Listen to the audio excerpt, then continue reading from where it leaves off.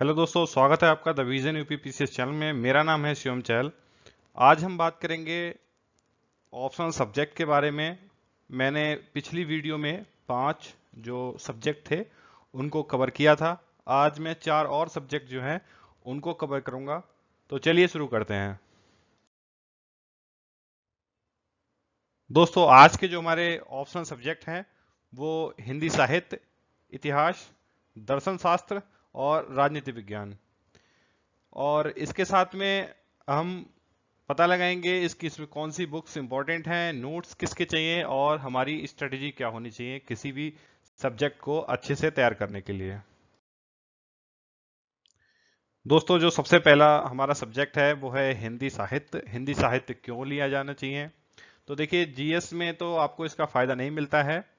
आप थोड़ा हिंदी के जो पेपर होता है कंपलसरी हिंदी का, उसमें थोड़ा लाभ इसका ले सकते हैं। बाकी इसका ज़्यादा एडवांटेज नहीं है, जीएस में तो बिल्कुल नहीं है। उसके साथ में थोड़ा सब्जेक्ट इस तरह का है कि जो आपको इसमें पढ़ना भी बहुत पड़ेगा और लगातार अपनी लेखन शैली में भी सुधार करना पड़ेगा। वर्तनी बहुत इंपॉर्टेंट है, वर्तनी गलत नहीं होनी चाहिए। तो जो जो लोग वर्तनी को थोड़ा हल्के में लेते हैं कि भाई ऐसा लिख देंगे तो कोई दिक्कत नहीं है, तो कम से कम हिंदी साहित्य का पेपर अगर होगा, मैं एक बार को जीएस में आपको छोड़ सकता है, एग्जामिनर एसए में छोड़ सकता है, लेकिन वर्तनी अगर आपकी हिंदी साहित्य में गलत हो गई तो आपको वहां बहुत ज़्यादा नेगेटिव इम्पैक्ट पड़ता है। जैसे मैं बताऊंगा, ज्योग्राफी में आपने गलत मैपिंग या थ्योरी को गलत तरीके से दिखाया तो एग्जामिनर एकदम देख के समझ जाता है कि इसको ज्योग्राफी नहीं आती है। तो सेम हिंदी की तरह है, आप अगर थोड़ा भी छेड़छाड़ करते हैं इस सब्जेक्ट से तो उसका आपको लॉस उठाना पड़ेगा आगे के जो क्वेश्चन आपने किए होंगे। तो ये सब चीज़ों पे ध्यान रखना है। इसमें पढ़ना भी अच्छा खासा पड़ेगा आपको और डिफरेंट बुक्स को पढ़ना पड़ेगा।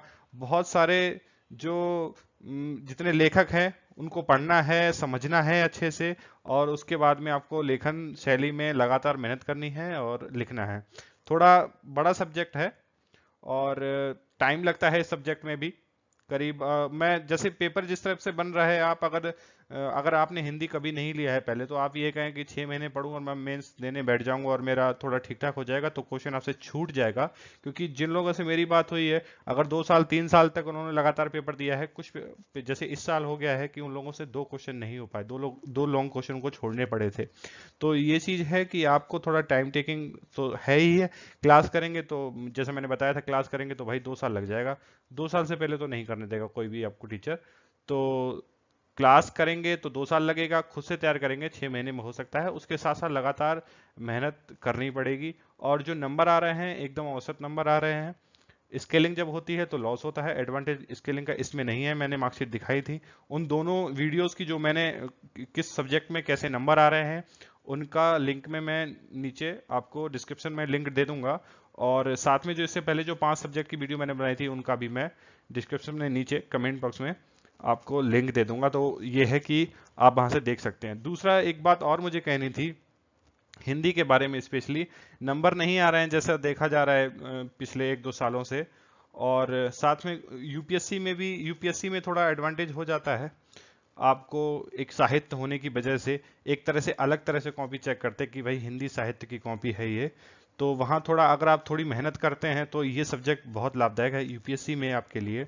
यूपी पीसीएस में भी हो सकता है, लेकिन थोड़ा हिंदी वेल्ट की मैं मैंडेटरी आपको बता दूं कि यूपी में आप यूपी बोर्ड को ले लीजिए और सीबीएसई बोर्ड को ले लीजिए, दोनों में इतना डिफरेंस है कि आप यूपी बोर्ड में कितना भी मेहनत कर लो, कुछ भी कर लो, 75% 80% मैक्सिमम है, इससे ऊपर मार्क्स आपका नहीं जाता है। सीबीएसई बोर्ड में 99% तक मार्क्स आते हैं लोगों के, 99.9 जो टॉपर था पिछली बार उसके मार्क्स थे। तो यहाँ डिफरेंस आपको समझ जाता है कि अपनी जो हिंदी बेल्ट है, अब ये इलाहाबाद या पूर्वांचल की जो हिंदी बेल्ट है, तो उसमें टीचर पता नहीं ऐसा क्यों कि मार्क्स नहीं मिल पा रहे, जबकि यूपीएससी में अच्छे मार्क्स हिंदी साहित्य में लाए जा रहे हैं लगातार। लेकिन यूपी पीसीएस में पिछले 1-2 सालों में ऐसा देखा कुछ लोगों को नंबर मिलते हैं। देखिए, जिसकी एक बात मैं आपसे कहना चाहूंगा, एक शब्द होता है, कहते हैं कि कोई काम खराब नहीं होता बशर्ते कि आदमी खरा हो। तो सेम चीज इस पे भी लागू होती है कि कोई भी सब्जेक्ट बुरा नहीं होता बशर्ते कि बच्चा खरा हो, वो किस तरह से तैयार कर रहा है उस सब्जेक्ट को, ये बहुत महत्वपूर्ण है। बाकी नंबर आ रहा है या नहीं आ रहा है वो बात की बात है, लेकिन कोई भी सब्जेक्ट हो, कोई भी सब्जेक्ट बुरा नहीं है। बस ये है कि आपकी दिलचस्पी उसमें होना चाहिए, आप कितना टाइम उस सब्जेक्ट को दे रहे हो, कब पढ़ रहे हो। ऐसा नहीं कि एग्जाम आया तो भैया 2 महीने पहले पढ़ लिया, उसके बाद पूरे साल गायब है। कोई मतलब ही नहीं है। बुक्स जो है सारी, उन बुक्स को पढ़ लिया, जो नोट्स दे दिया उन नोट्स को पढ़ लिया, उसके बाद ना तो कभी क्वेश्चन को एनालाइज किया कि क्वेश्चन किस तरह से बन रहे हैं, हमने नोट्स बनाए नहीं बनाए, हम रिवाइज कितनी बार करते हैं। तो ये सारी गलती हो जाती है, इसका खामियाजा भी हमें भुगतना पड़ता है। और कई बार होता है कुछ लोग जो इंटरेस्ट भी नहीं है, हिंदी में किसी का इंटरेस्ट नहीं है, वो हिंदी ऑप्शन ले लिया लेकिन लगातार उसको खींचे जा रहा है खींचे जा रहा है, और दोष पड़ता है कि इसमें नंबर नहीं आ रहे हैं। तो ये सब चीजें ध्यान रखनी है आपको। बाकी हम आगे देखते हैं कि हिंदी के लिए हमें कौन कौन सी बुक्स को पढ़ना चाहिए।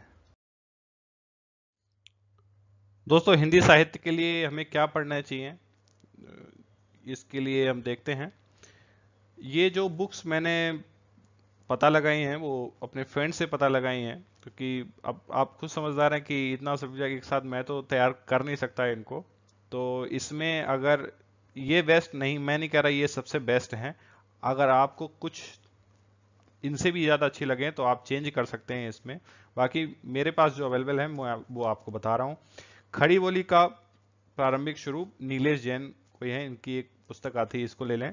आधुनिक साहित्य की प्रवृत्तियां, नामवर सिंह की बुक आती है, इसको ले लें।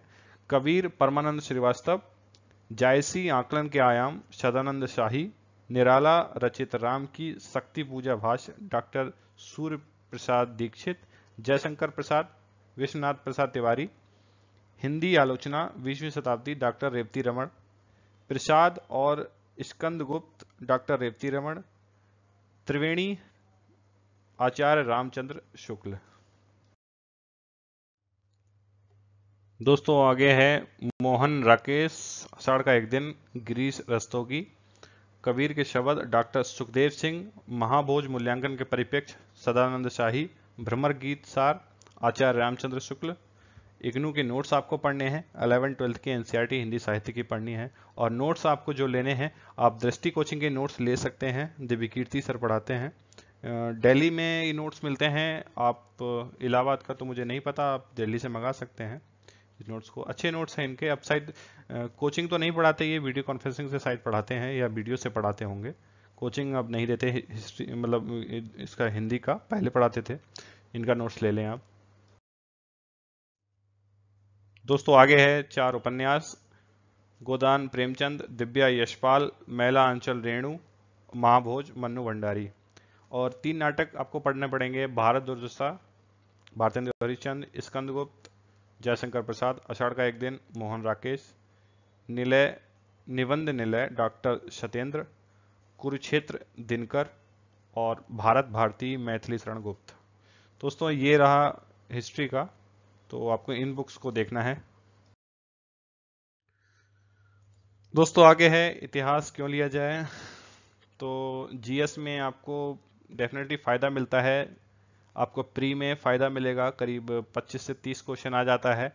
मेंस में आपको कभी कभी हो सकता है फर्स्ट पेपर में आपको 45 क्वेश्चन हिस्ट्री से ही मिल जाए। तो ये कोई अचंबा नहीं है, क्योंकि जीएस में तो वेटेज अच्छा खासा रहता है हिस्ट्री का, तो आपको जीएस में फायदा मिलेगा इसका। करंट से आपको एकदम निजात मिल जाएगी, करंट बिल्कुल नहीं ऐड करना है, आपको पूरा पहले से ही तैयार मिलेगा। मतलब जो नोट्स हैं आपकी, जो बुक्स हैं जो बनाए हैं, बस उसी को पढ़ना है बार बार और एग्जाम देना है। इस सब्जेक्ट का मैं कहूँगा कि सिलेबस बहुत ज़्यादा फैलाव है, इसमें डेप्थ कम है, बहुत बड़ा सिलेबस है और फैलाव बहुत ज़्यादा है।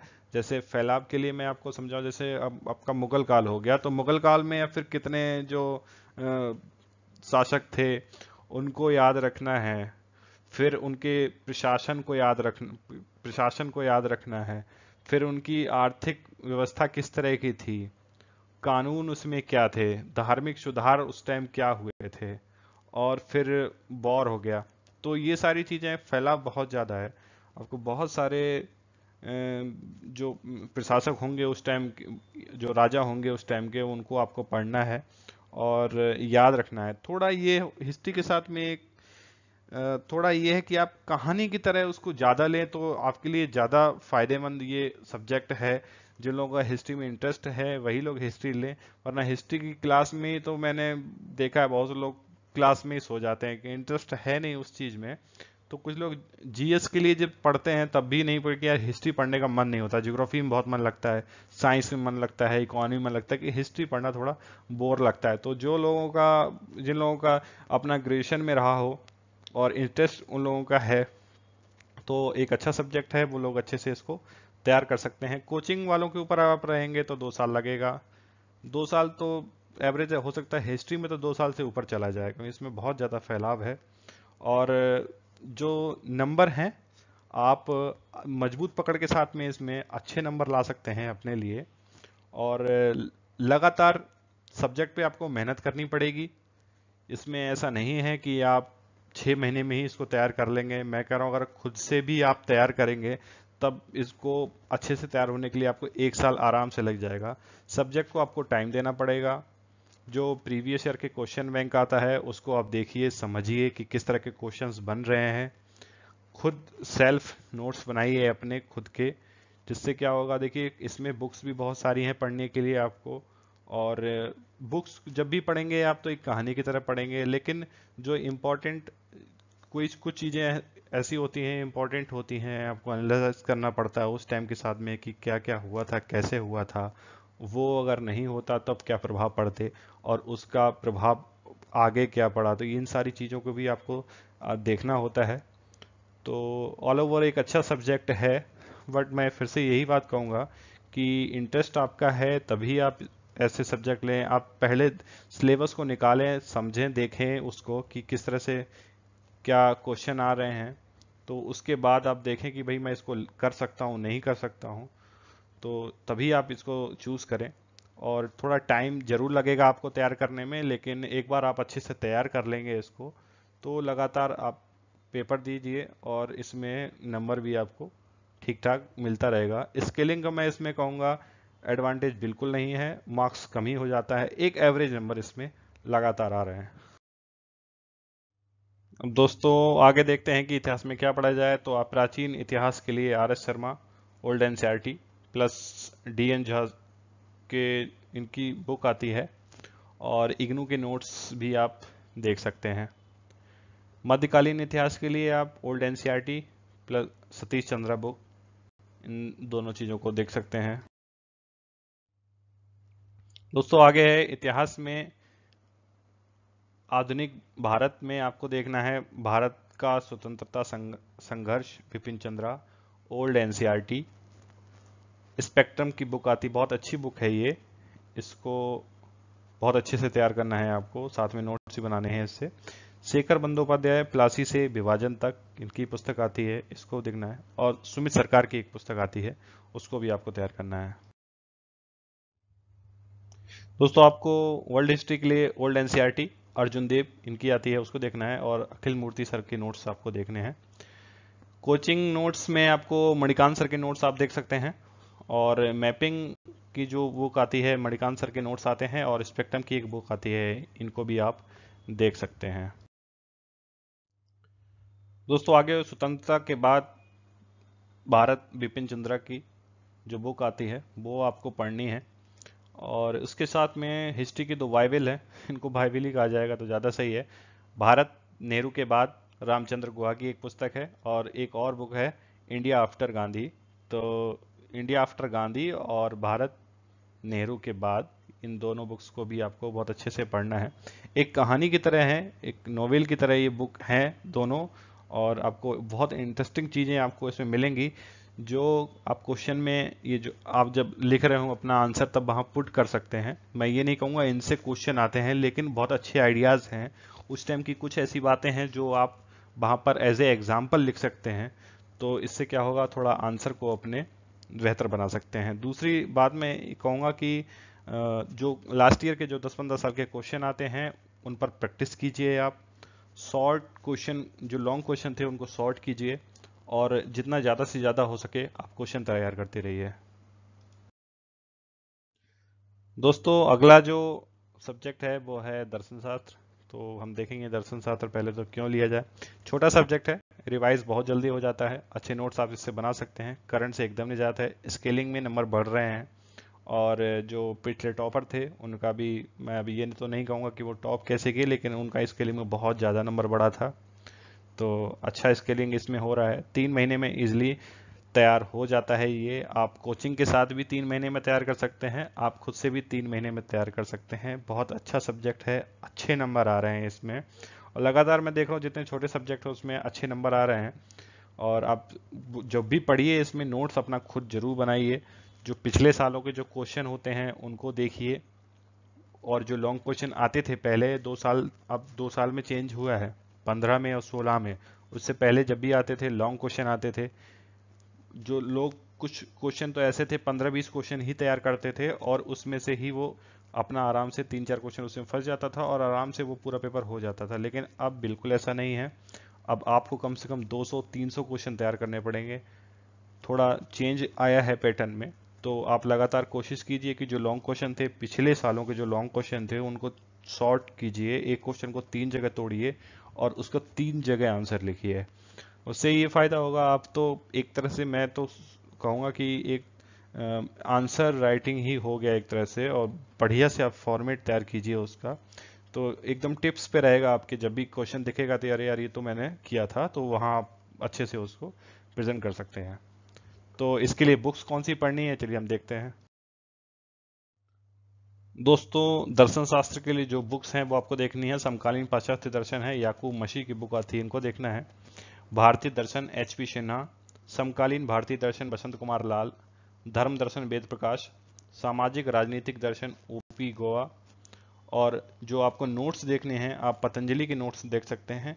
इससे ज़्यादा आपको कुछ करने की ज़रूरत है नहीं, पतंजलि के वैसे नोट्स इनफ हैं, लेकिन मैं आपसे पहले कहूँगा आप बुक्स को पढ़िए। आप बुक्स को पढ़ेंगे तो सारी चीज़ें आपको अच्छे से क्लियर होंगी। लेकिन जो कोचिंग का जो नोट्स होता है वो टू द पॉइंट होता है, इसमें इतना ज़्यादा अलग अलग भटकाव नहीं होता, एकदम सीधा सीधा होता है कि भाई ये है और ऐसा क्यों है, ये इसलिए है। तो मैं कहूँगा कि आप कोई भी सब्जेक्ट हो, आप पहले बुक्स को रेडी कीजिए, बुक्स को तैयार कीजिए, उसको पढ़िए समझिए, उसके बाद ही आप कोचिंग के नोट्स उठाइए। और लेकिन सबसे पहला जो आपको काम करना होता है वो होता है क्वेश्चन को देखना।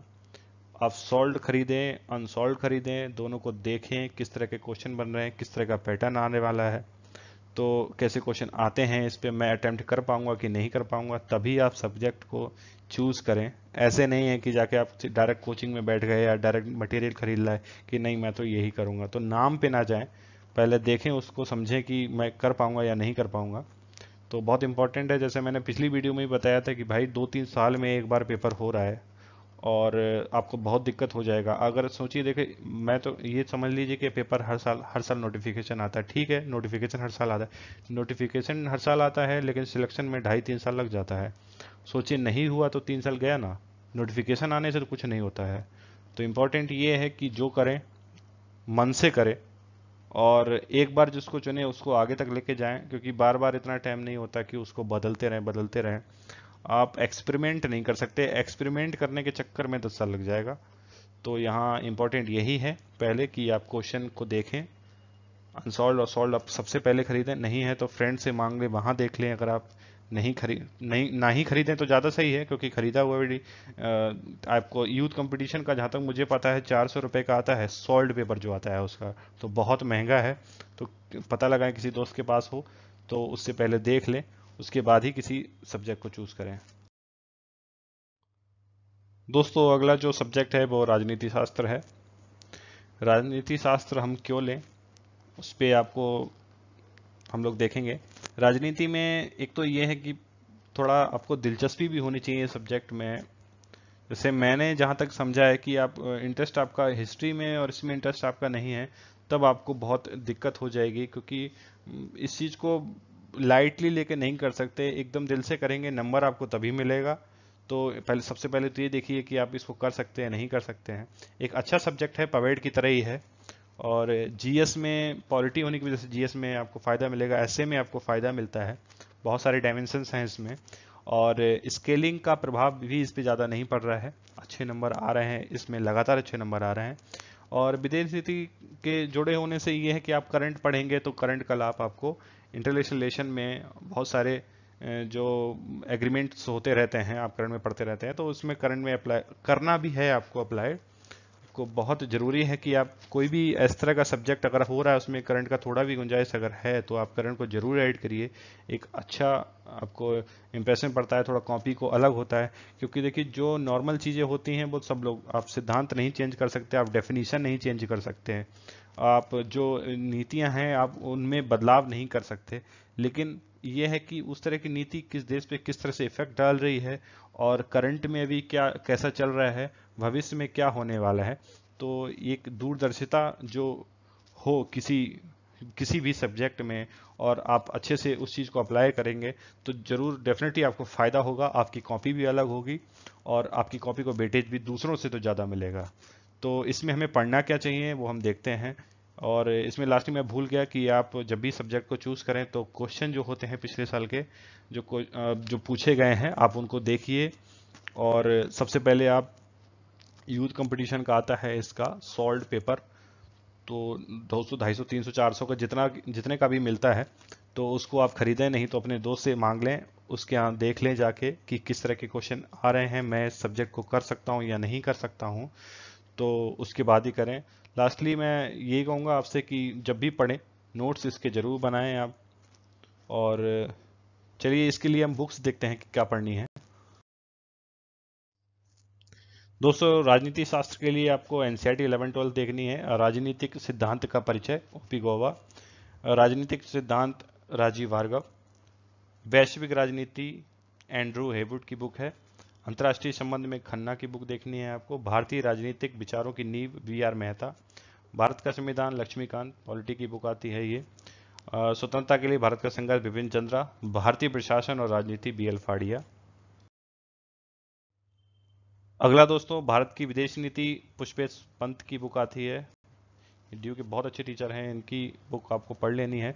राजनीतिक विचार का इतिहास प्लूटो टू मार्क्स मुखर्जी और सुशीला रामास्वामी की बुक आती है, इसको पढ़ना है।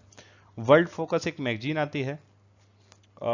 मैं जो इसमें वर्ल्ड फोकस, क्योंकि मैं डिफेंस पर भी अपने करंट से जुड़े हुए जितने भी इश्यूज होते रहेंगे वो मैं वीडियोस बना के डालता रहूँगा। और जब भी मैं वो वीडियो बनाऊंगा तो मेरे पास वैसे तो सारे मंथ की पीडीएफ फाइल्स होती हैं वर्ल्ड फोकस की, और जब भी मैं वीडियो बनाऊंगा नीचे लिंक में इसका आपको लिंक दे दिया करूंगा कि वहां से आप फ्री डाउनलोड करें, क्योंकि नेट से खरीद आपको ऑनलाइन कहीं जाके खरीदने की जरूरत नहीं है। मार्केट से महंगी बुक आती है, आप हर महीने इतना पैसा नहीं खराब कर सकते। तो मैं नीचे लिंक दे दूंगा आपको। और मैं अभी अपनी वेबसाइट बनाने की भी सोच रहा था जहां इस तरह से मैं सारे मटेरियल जो हो वो मैं वहां अपलोड कर सकूं, जिससे आप आसानी से उसको डाउनलोड कर सके। या मैं कोशिश करूंगा लगातार कि जब भी मैं वीडियो बनाऊं कोई तो उसके साथ में जो थोड़ा मटेरियल हो मेरे पास में, मुझे कुछ कहीं से मिले, तो जैसे मैगजीन्स हो गई, दृष्टि की मैगजीन्स हो गई और जितने भी मंथली मैगजीन्स आती हैं तो वो वहाँ मैं लिंक में नीचे डाल दिया करूँगा और वहाँ आपको लिंक मिल जाएगा। तो वीडियो देखने के बाद आप उसको डाउनलोड कर सकते हैं और उसके बाद आप नोट्स बनाते हैं। फाइनली हम अब ज़्यादातर मैं लोगों को देख रहा हूँ कर क्या रहे हैं कि कोई भी करंट की बुक आती है हम लोग नोट्स जरूर बनाते हैं। बहुत अच्छी बात है भाई, क्योंकि नोट्स आप बनाएंगे तो नोट्स बनाने से क्या होता है, एक तो टाइम हमारा खराब नहीं होता, एग्जाम के टाइम हमें बहुत ज़्यादा फायदा मिलता है। और एग्जाम में अगर क्वेश्चन नहीं भी आए तो वो क्वेश्चन हो सकता है मेंस में। डेफिनेटली ऐसा होता है कि जो प्री के टाइम नहीं आता वो मेंस में क्वेश्चन आ जाता है। एक साल का रनिंग टाइम आपको बना के रखना होता है, क्योंकि मेंस आएगा तब आप ये नहीं बोलेंगे कि मेंस हो रहा है अक्टूबर में, करंट पूछ लिया मार्च का। ये तो गलत है। गलत नहीं है भाई, एकदम सही चीज है, लेकिन बस इंपॉर्टेंट आपका काम क्या है, आपको करना है। तो करंट आपको एकदम सारे महीने के तैयार रखने हैं।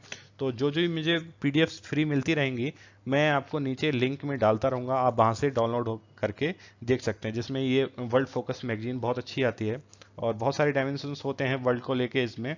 तो रिसर्चर जितने भी रिसर्च कर रहे हैं लोग इंटरनेशनल रिलेशन में, तो उसमें वो लोग लिखते हैं अपना लेख। तो इम्पोर्टेंट है ये बुक। और उसके साथ में न्यूज़पेपर जैसे जनसत्ता हो गया, दैनिक हिंदू, जो भी आपको लगे वो आप ले सकते हैं। और दूसरा सबसे इम्पोर्टेंट है राजेश मिश्रा सर, सरस्वती आईएएस, बहुत अच्छे टीचर हैं पॉलिटिकल साइंस के, आप इनके नोट्स ले सकते हैं। और गाइडेंस अगर आप कोचिंग करना चाहें तो इनके यहाँ कोचिंग भी कर सकते हैं। और अगर आप खुद से पढ़ना चाहें तो नोट्स मार्केट में अवेलेबल है।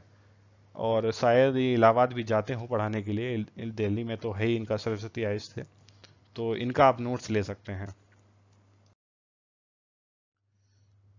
दोस्तों आज की वीडियो में बस इतना ही। आपको ये वीडियो कैसा लगा मुझे ज़रूर बताएं और कमेंट करें। अगर आप और भी, जैसे इस वीडियो के लिए मेरे पास बहुत सारे मेल्स आए थे कि और जो वीडियो हैं उनको आप, सब्जेक्ट हैं उनको आप कब कवर करेंगे, तो आप लगातार, अगर कोई प्रॉब्लम है किसी तरह की सब्जेक्ट्स पे, या मैं निबंध पे एक अपनी वीडियो बनाऊंगा कि निबंध में कैसे नंबर आ रहे हैं और कैसे अच्छे नंबर लाए जा सकते हैं, क्या हमको करना चाहिए। तो एक वीडियो निबंध पे ही बनाऊंगा। तो दोस्तों सब्सक्राइब कीजिए मेरे इस चैनल को। Thank you.